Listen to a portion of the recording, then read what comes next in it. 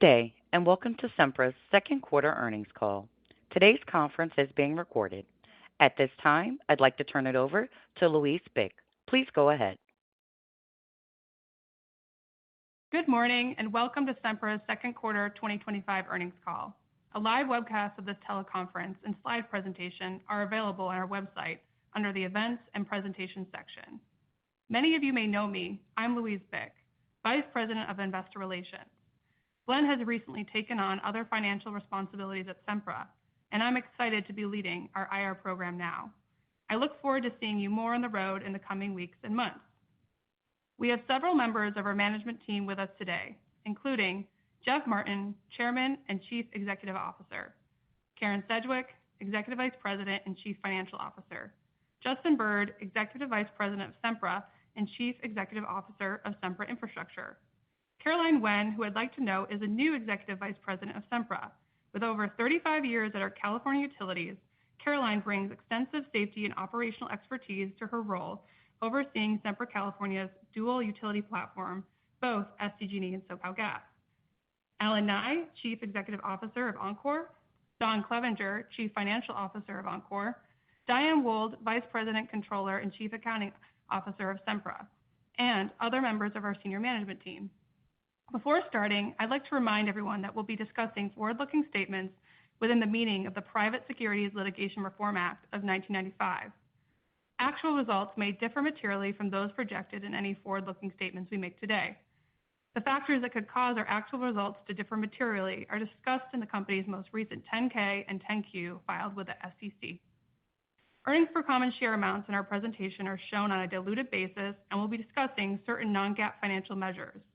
Please refer to the presentation slides that accompany this call for a reconciliation to GAAP measures. We also encourage you to review our 10-Q for the quarter ended June 30th, 2025. I'd also like to mention that forward-looking statements contained in this presentation speak only as of today, August 7th, 2025, and it's important to note that the company does not assume any obligation to update or revise any of these forward-looking statements in the future. With that, please turn to slide 4 and let me hand the call over to Jeff. Thank you all for joining us today. Earlier this morning, we reported second quarter 2025 adjusted EPS of 89 cents, which is in line with the prior period's results. With steady execution on our 2025 value creation initiatives, we're pleased with our first half results and remain on track to achieve our goals for the year. As a result, we're also affirming our full year 2025 adjusted EPS guidance range of $4.30 to $4.70, and we're also affirming our 2026 EPS guidance of $4.80 to $5.30. Next, I'd like to provide an update on the progress we've made on the 5 value creation initiatives announced earlier this year. As a starting point, our current capital plan targets the investment of roughly $13 billion this year, with over $10 billion allocated toward our growing U.S. utilities. Through the first half of the year, we've already deployed more than $5 billion of new capital while continuing our efforts to strengthen the regulatory compacts in the jurisdictions where we operate. This includes advocating for constructive regulatory and legislative frameworks to better serve all of our stakeholders. The recently passed House Bill 5247 in Texas is a great example, and Karen will touch on that development later in today's presentation. Next, I want to mention that we're making steady progress on our capital recycling initiatives. In the equity sale at Sempra Infrastructure, we've executed an extension to the right of first offer process that is outlined in the limited partnership agreement. With the benefit of that extension, Sempra has entered into a non-binding letter of intent with KKR. The letter of intent contemplates an equity sale within or even above the 15 to 30% range, depending upon valuation and other considerations.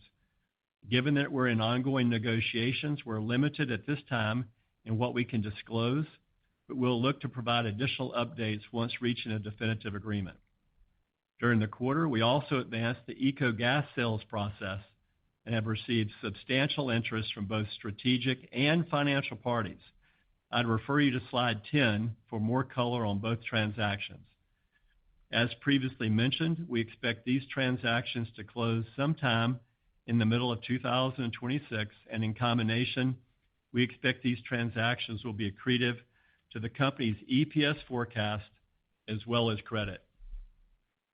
As is our convention, we don't provide any details on M&A transactions until definitive agreements are in place. Subject to the transactions being completed next year, we expect a notably higher contribution of earnings from our regulated utilities, which we expect to improve Sempra's overall credit and business risk profile. In that regard, I'd like to refer you to slide 12 of the appendix, which highlights our changing business mix. As we continue our transition toward a more utility-focused business model, this slide demonstrates two key points. Number one, our utilities are anchored in the two largest economic markets in the United States, California and Texas. And number two, our regulated investments provide investors with broad exposure to both electric and gas utility investments in different markets with constructive regulatory compacts. Taken together, regulatory and geographic diversity across both electric and natural gas investments improves the consistency of our earnings and cash flow while also reducing financial risk. Moreover, because our 5-year capital plan increasingly prioritizes growth at Oncor, we expect our business mix to become more weighted toward Texas through the end of the decade, a proposition that we feel strongly will enhance Sempra's value over time. Moving to our Fit for 2025 campaign, we continue to make solid progress. The focus here, you'll recall, is on improving customer affordability by reducing internal costs, improving productivity, and aligning Sempra's cost structure to its future business needs. To date, we've adopted new technology, found innovative ways to streamline processes, and realigned our organizational structure to better serve our customers. Finally, I'd like to discuss our continued progress in mitigating enterprise risk.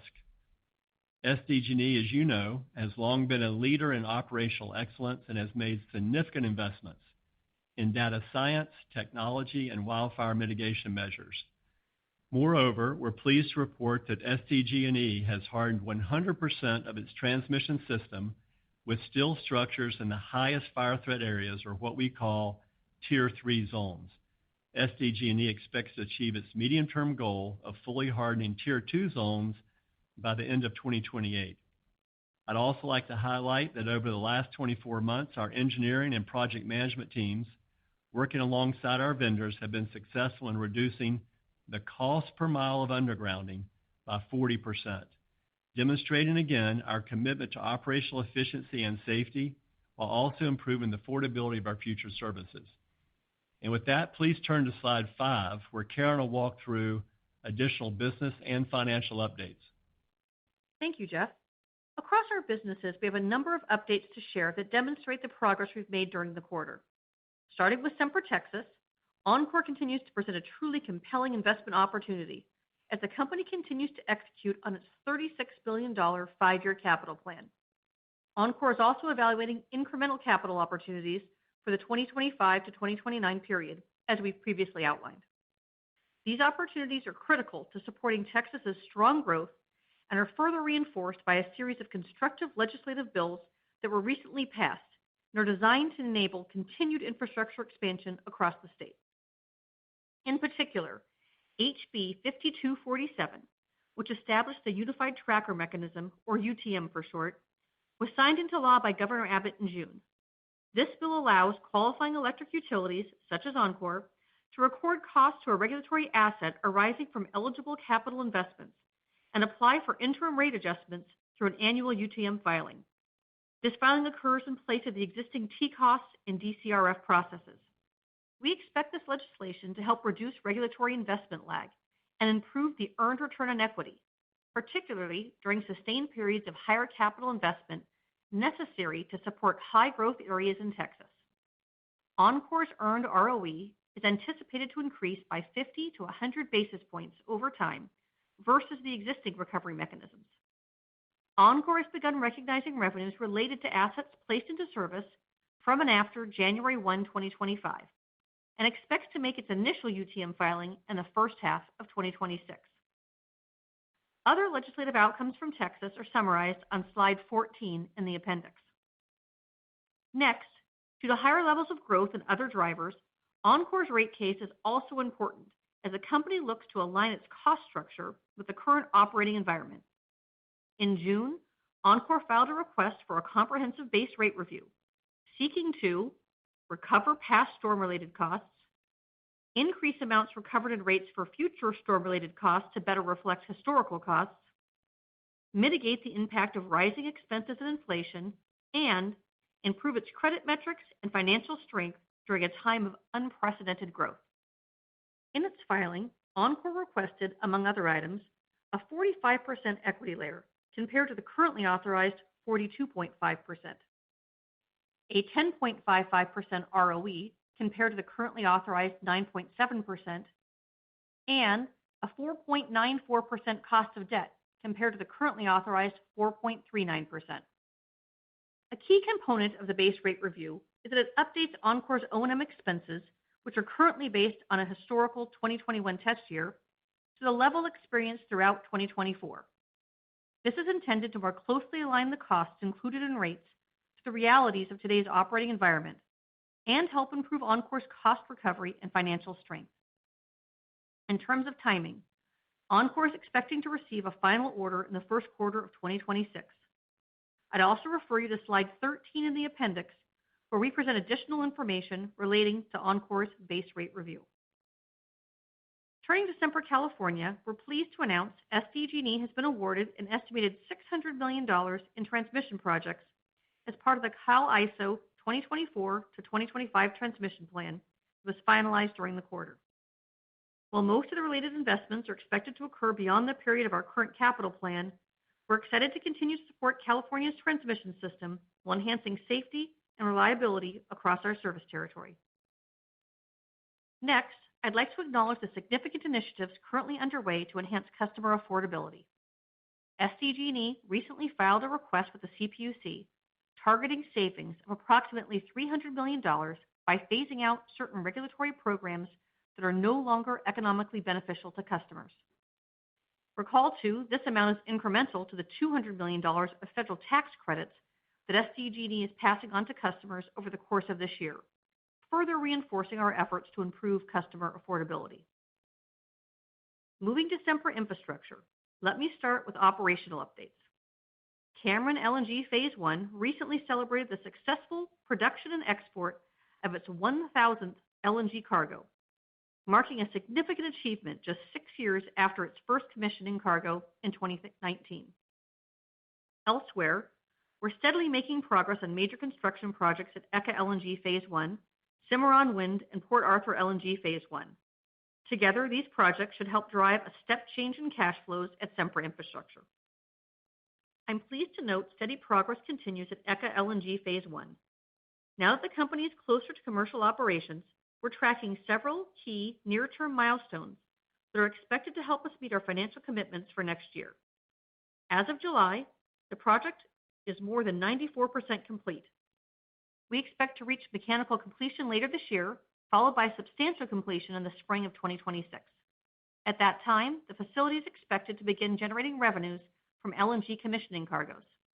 We now expect sales to our long-term SBA customers to start shortly thereafter in the summer of 2026.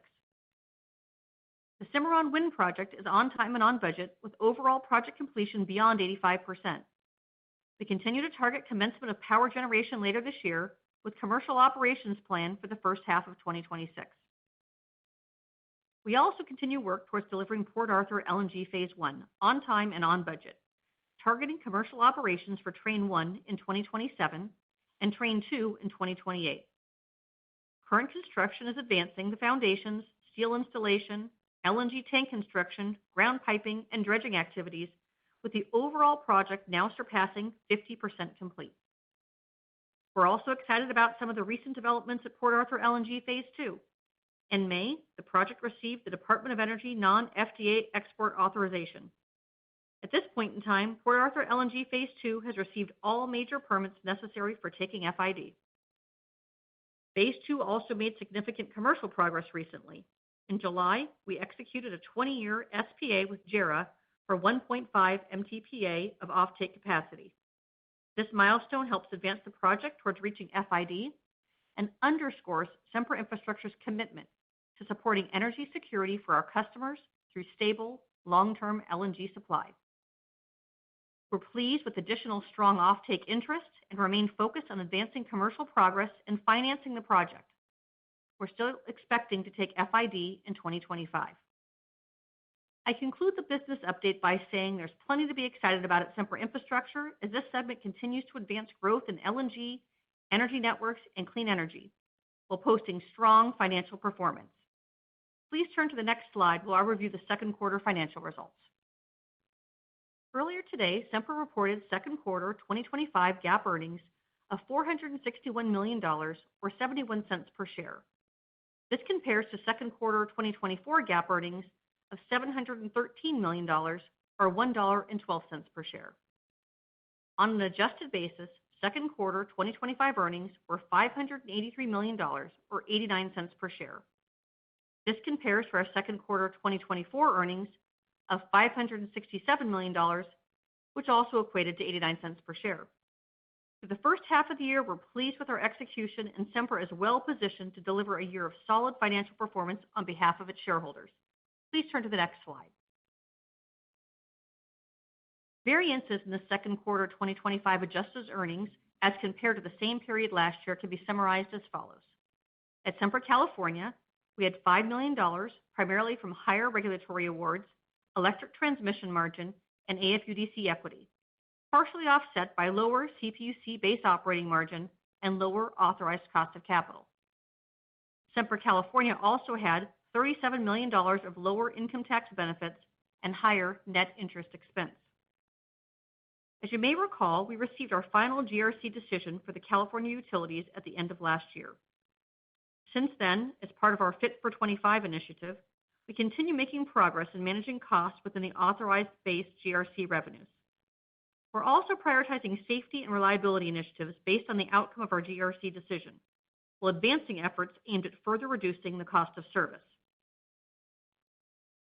Turning to Sempra Texas, we had $6 million of higher equity earnings, primarily from higher invested capital and customer growth, partially offset by higher operating and interest expenses, as well as lower consumption, primarily attributable to weather. At Sempra Infrastructure, we had $26 million of higher revenues, primarily from a contract modification and higher power volumes.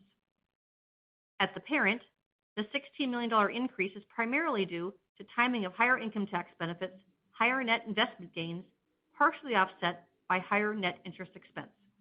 Please turn to the next slide.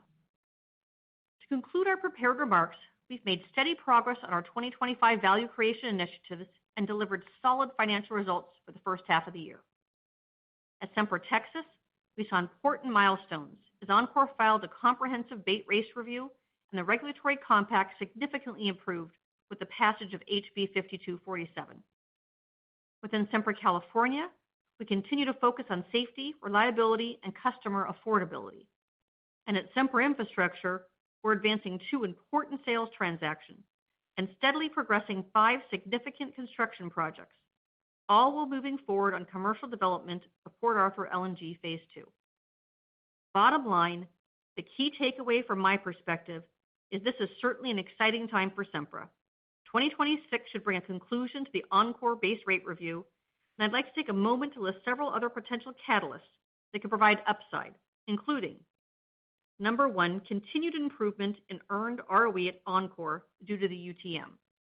2, incremental CapEx opportunities, which are expected to materialize in Texas. 3, ECA LNG Phase 1 and Cimarron Wind earnings contributions coming online at Sempra Infrastructure. And 4, conclusion of 2 sales transactions at Sempra Infrastructure, which are expected to unlock value, strengthen Sempra's balance sheet, and provide investment capital for our growing utility platforms. With that, we'll now take a moment to open the line and answer your questions. Thank you. This concludes the prepared remarks. We will now open the line to take your questions. If you would like to ask a question, please signal by pressing star 11 on your telephone keypad. Please make sure your mute function is turned off to allow your signal to reach our equipment. We will pause for just a moment to allow everyone to signal for questions.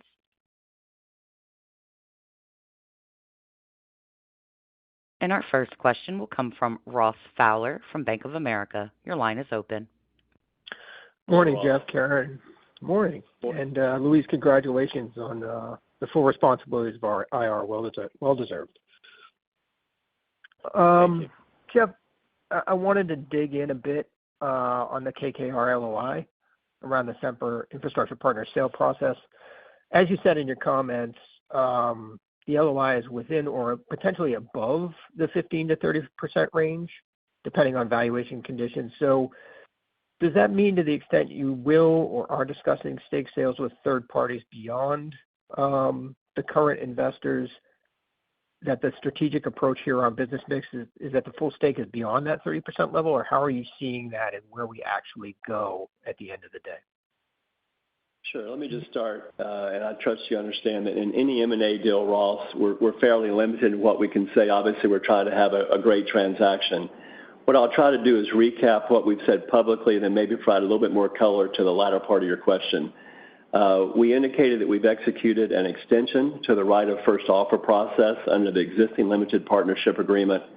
And similarly, we've executed a non-binding letter of intent with KKR. Also, that I would note that LOI contemplates, the LOI with KKR, by the way, contemplates an equity sale in that 15 to 30% range. And we've also indicated that it could be within or above that. And I would just note that's consistent with what I said on the Q1 call in May, that the ultimate amount of equity being sold will be dependent upon a number of considerations, including valuation.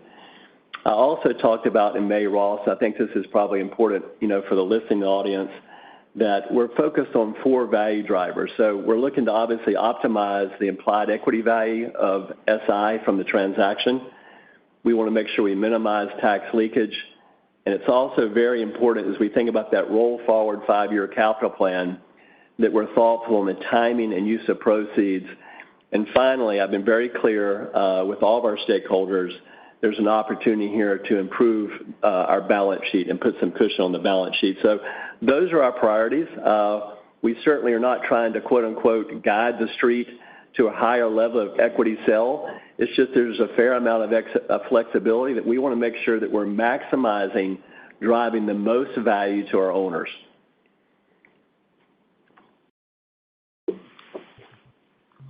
And then you mentioned the capital plan, so let me touch on that for a second. The incremental capital at Encore in Texas and the transmission awards that you talk about in the deck, those are still outside the base plan with CCM coming in 27. How do you see the timing of a capital plan update related to those? And given that it's still outside the plan, can you just kind of give some color around your level of confidence that spending can be executed? Yeah, I would do a couple things. One is in Encore's press release today, they go through kind of the process and recap of how they approve and roll forward their capital plan. And I'll try to touch on a little bit of that in my remarks this morning. But you recall that earlier this year, they announced a base plan at the 100% level of $36 billion. And you're correct, they articulated an opportunity in 2027, 28, and 29 for an improvement to that capital plan by roughly $12 billion. What's important, I think, is Encore has been very clear. They're seeing upward pressure on their capital plan. So we're feeling more confident, obviously, about that $12 billion. And here's the 3 drivers they've identified. They've had recent legislative developments that have been constructive. They've had some supportive regulatory decisions.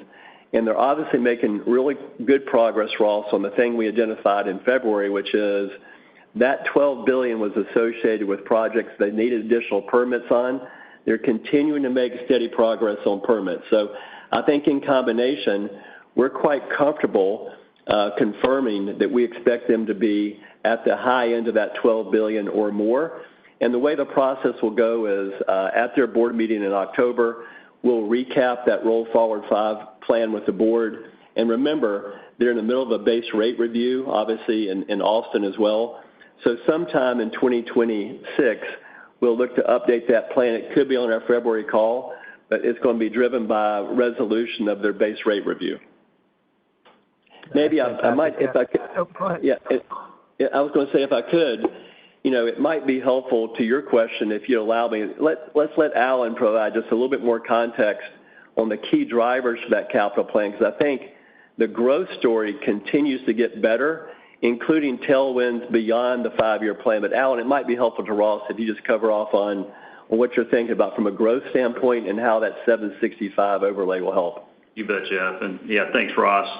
As Jeff said, growth continues to be very, very strong, really all across our system. We already announced this morning we added 20,000 new premise this quarter. That's fairly consistent with the number we've been seeing for many, many quarters now.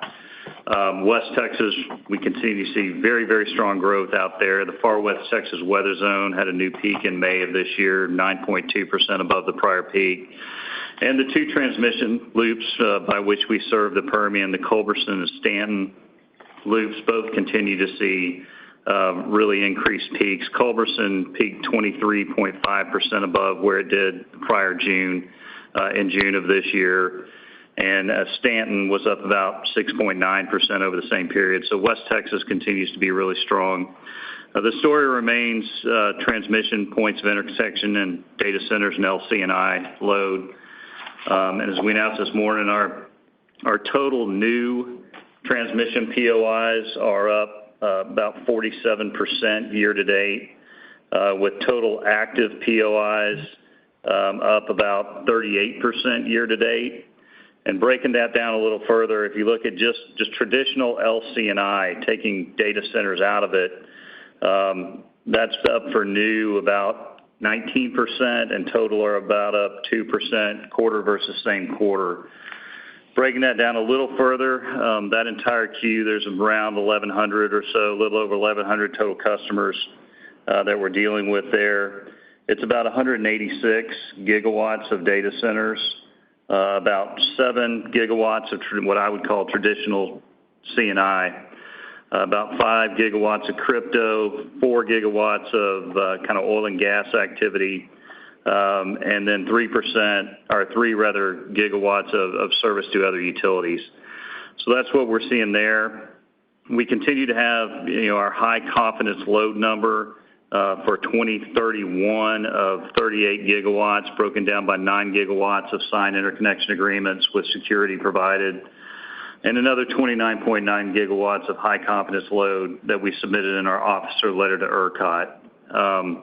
And finally, Jeff may have mentioned this, I would just refer everyone back to page 16 of the presentation that lists out the really kind of amazing transmission opportunities that a lot of this growth is providing us, both through the Permian plan as well as through the STEP program or the 765 EHV plan.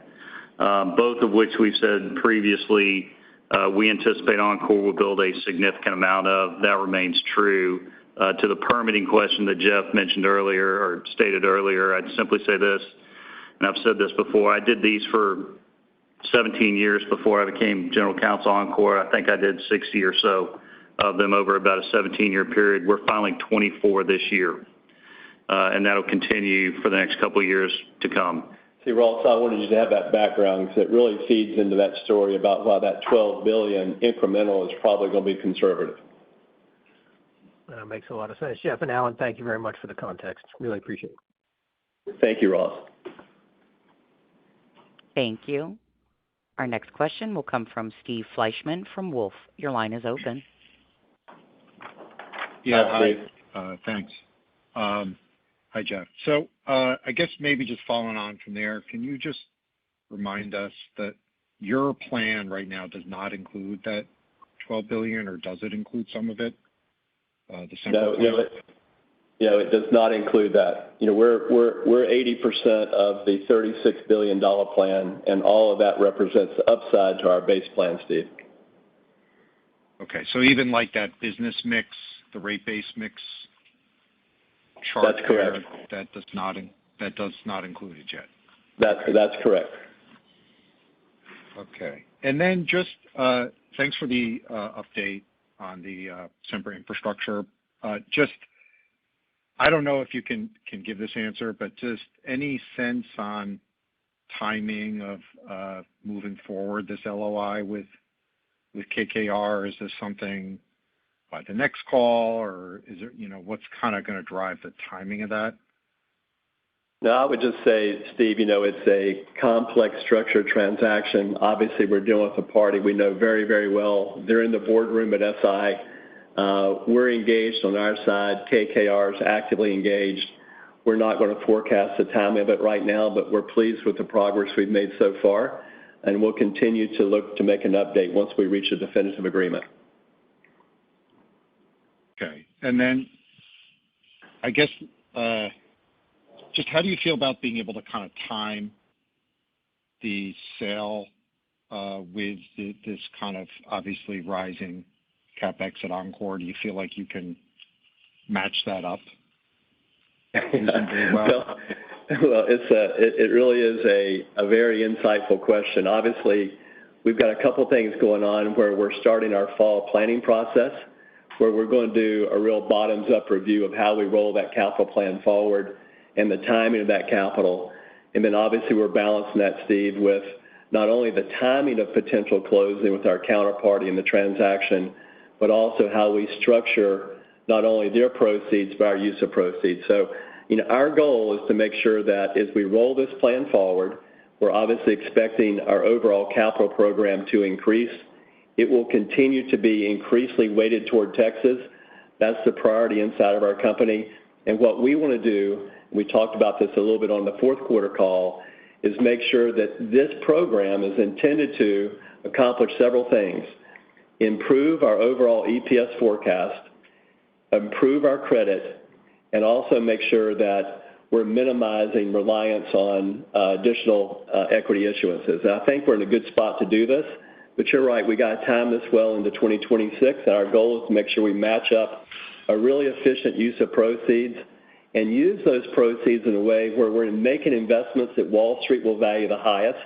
As I indicated earlier, we certainly think that's around the quality and growth in Texas. Okay.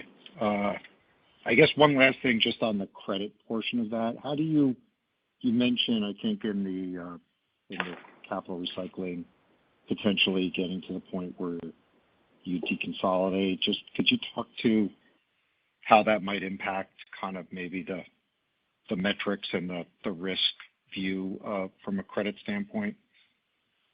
Sure. We've provided a little bit of visibility into this in the past. Karen and her team have done a great job of meeting with all the agencies. I've also taken the time to go to New York and meet with all the agencies around not only our capital plan, but also the pending SI transactions.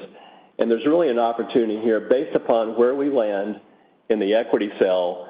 There's an opportunity to do a couple things. Number one of the thresholds we're evaluating is that when you get to a point where roughly 90% of your earnings composition comes from regulated utilities, that tends to be a signpost that could allow a reevaluation of what your downgrade threshold is.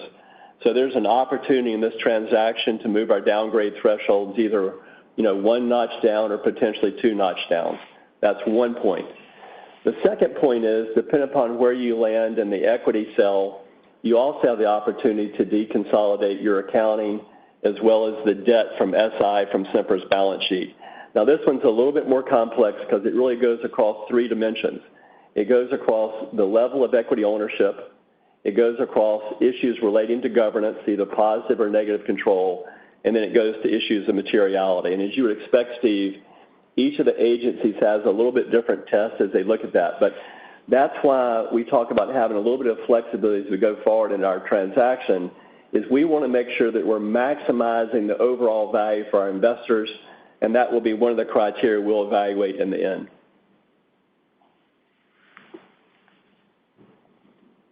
Okay, great. Thank you. Appreciate it. Appreciate it, Steve. Thank you. Our next question will come from Fei Shea from Barclays. Your line is open. Hey, morning. good morning, good afternoon. It's Nick Campanella. Hey, Nick. Everyone's doing well. So, hey, I just wanted to ask one follow-up on the LOI. Just, is there a point at which this ROFR extension expires? No, we're not going to go into details on it, but the way to think about it is the most important thing is that extension is designed to give the parties adequate time to do a transaction, and that's something that I think would be evergreen or rolling forward until the parties reach a definitive agreement. Understood. And then just maybe on California, any high-level thoughts on your kind of participation in a potential AB 1054 solution this year, as well as maybe just on some of the status of the affordability bills that are out there? I know that a lot of folks have seen the governor's proposal, but just how would you kind of characterize stakeholder engagement beyond that? Do you see the state ultimately getting to kind of a constructive outcome here in September? Yeah, let me try to tackle both these issues. I'll talk about our view on the wildfire legislation, and then I'll transition to affordability. I would note we're pleased to have Caroline Wynn with us today, who oversees all of our operations in California. And certainly, Caroline, please chip in as I go forward. What I would start with on wildfire legislation, and we've taken obviously lots of questions on this when we've been on the road and on prior calls. But I'm not sure I can't add a lot to it publicly, Nick, except to say we have always thought that we'll get to some progress in stabilizing the AB 1054 framework this year. Obviously, in the draft bill that was leaked, you'll see that there's also a component to it that talks about a study bill. We also think that's important. We see that as part of any package that takes place this fall, and there will probably be opportunities to continue to improve the AB 1054 framework going into 2026. There's several weeks left in the session. Obviously, our team is very much engaged. The one comment I would say is, just as a matter of principle, we're not really supportive from a utility practice and procedure standpoint on the use of shareholder dollars. You may recall this is important to Sempra because we haven't had a major wildfire in just over 18 years. I might just say, though, we're going to look at the totality of the circumstances. We realize there's a broader set of issues for all stakeholders, so that's something that we would continue to evaluate. Caroline, do you want to add anything else on the wildfire side other than that? I'd maybe just take an opportunity to step back and talk a little bit about how SDG&E is building a better business. As we head into our 18th year since a large wildfire due to utility infrastructure, SDG&E has continued to expand and enhance their industry-leading wildfire mitigation program. And this is a team of employees who really have a growth mindset and a strong culture that we need to be better than we were yesterday. Couple leadership areas in my mind is superior situational awareness. They have strong community engagement and service mindset. They're a leader in data science. But maybe a few enhancements that we've done this year is expansion of the weather network, and that includes camera and additional artificial intelligence, and that's going to improve our forecasting and our monitoring capabilities. We've deployed a dual Black Hawk helicopter strategy for rapid response and quicker inspections and patrols. We've done enhanced inspection regime that includes drone inspections of our wildland urban interface areas, and we've expanded our public safety power shutoff preparedness and our capabilities. So we're ready for the season and really pleased with the conversations that we're having in Sacramento in terms of fund replenishment. And Nick, the reason I think this is important is obviously there's a big focus today on financial issues and insurance and the 1054 framework, which we think is very important. But the thing that's important inside this business every day is keep building a better operational program, a better ability to basically mitigate wildfire. And I think you're going to continue to see this company extend a leadership position there. I'll transition real quickly over to the affordability issue. With roughly 4 weeks left in the legislative session, my instinct here, Nick, is you're going to see some of these bills coalesce around a single bill. And what we're focused on is most of these bills are talking about potential long-term impacts. And I think what Caroline deserves a lot of credit for is inside the company, we're pushing for things that have an immediate impact to customers. That continues to be our message in Sacramento. So we've talked about earlier today filing for an opportunity to pull back about $300 million from regulatory programs that we think are not fully serving customers today. You may recall from the rate case, we're passing on about $200 million of tax credit benefits to our customers. Caroline's led a process, Nick, to update our organizational structure in terms of improving how we officially serve customers. And obviously, we want to keep pushing the edge on innovation and new technologies. And I think, Caroline, in terms of public policy advocacy that your team has led, We're trying to remove the public purpose programs from customers' bills, which are important, as well as make continued improvements to that metering framework. Would you like to make any closing comments on affordability, Caroline? No, I mean, other than to say you're exactly right, Jeff. We are focused on immediate bill reductions that benefit customers. And I think the transition of the public purpose programs to state budget will save customers $100 annually. Addressing the $1.3 billion just annual cost shift as part of net energy metering. There's a bill going on that. And we also believe that increasing the climate credit, if we're able to double the climate credit from the state and using GHG funds to do so, especially during the summer months when bills are the highest, we think there's just great opportunity to provide that affordability for customers.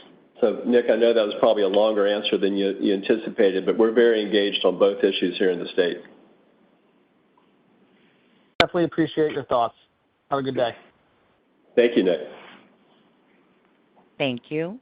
Our next question will come from David Arcaro from Morgan Stanley. Your line is open. Hey, thanks so much for taking my questions. Wondering if you could give an update on the morning. Wondering if you could give an update on the LNG market and contracting opportunities that you're seeing for Port Arthur. Good to see the JERA agreement move forward, but how is the macro backdrop and maybe the current administration's efforts been impacting those discussions? Yeah, I would just start and I'll pass it to Justin. We certainly think this is one of the understated issues today in the market is the macroeconomic backdrop for LNG continues to strengthen in our view, and maybe Justin, you can provide a little bit more color for David. Yeah, David, hello. Yeah, I think we still have a very bullish view on LNG, particularly from the U.S. We think there's probably growth for two primary reasons, energy security and affordability in Europe, and then growing demand for gas in Asia. In Europe, the EU ban on transshipments of Russian LNG from earlier this year and Ukraine's rejection of a deal to extend their gas volumes through the pipelines reflect growing confidence in a future without Russian gas and therefore a greater reliance on U.S. LNG. This is part of the reason why we think the Gulf Coast assets, Cameron and Port Arthur, are well positioned to meet that demand. Asia, over the long run, we, as well as many others, expect LNG will continue to penetrate the overall share of the energy supply by replacing coal and meeting the growing needs of end consumers. Demand is expected to grow through the expansion of natural gas pipeline and distribution systems in the developing markets. And then also gas-fired generation load is expected to grow to meet peak demands in the summer and winter, as well as support grid reliability. So this, we think, supports the Pacific Coast location as you think about ECA and future expansions at ECA. Again, our overall outlook for demand growth has not changed. We continue to believe Sempra Infrastructure's LNG assets are very well positioned to support these needs, and we're seeing that in the marketplace. Yeah, the only thing I'd add, David, is just think about it, too, as a basis play, right? We have historically had remarkable production of natural gas here in the United States with very little price volatility, so it's a combination of low price and low volatility relative to the markers in both Asia and Europe. And we continue to think that thesis is intact, and we feel very good about the backdrop. Great. Yeah, thank you for that color. Very helpful. And then had a follow-up on the Texas side of things. Appreciate all the details, as always, Alan, on the data center pipeline. Obviously, that pipeline has increased a lot, but the high confidence numbers seem to be consistent versus last quarter. So I'm wondering what the dynamic is there. Are you kind of at a limit that you see in terms of what you can connect in through 2031? Or what would you see as maybe the cadence of projects getting into that high confidence band that you characterize? Yeah, David, thanks for the question. I should have clarified that earlier. It's not that there are not more projects out there. It is not that we cannot meet those projects. It's just that those numbers are updated once a year with ERCOT, and we continue to see increased demand in that queue, and we continue to work with those parties to execute FEAs and get collateral and advance those projects. So we'll see when we update it next, but I would anticipate those numbers will continue to increase. Just remarkable too, David. When he went through those numbers earlier on today's call, he's got over 200 gigawatts of interconnection requests, and he's got a peak load today on the Oncor's system of 31 gigawatts. So the opportunity is really significant, and it's not just leverage to data centers. I think it goes across what's unique for his story is how much it goes across a variety of different sectors in the C&I class of customers. Yeah, very clear. Okay, great. Thank you so much. Thank you, David. Thank you. And we have time for one last question today, and our question will come from Carly Davenport from Goldman Sachs. Your line is open. Hi, Carly. Hey, Jeff. How's it going? Thanks for taking the questions today.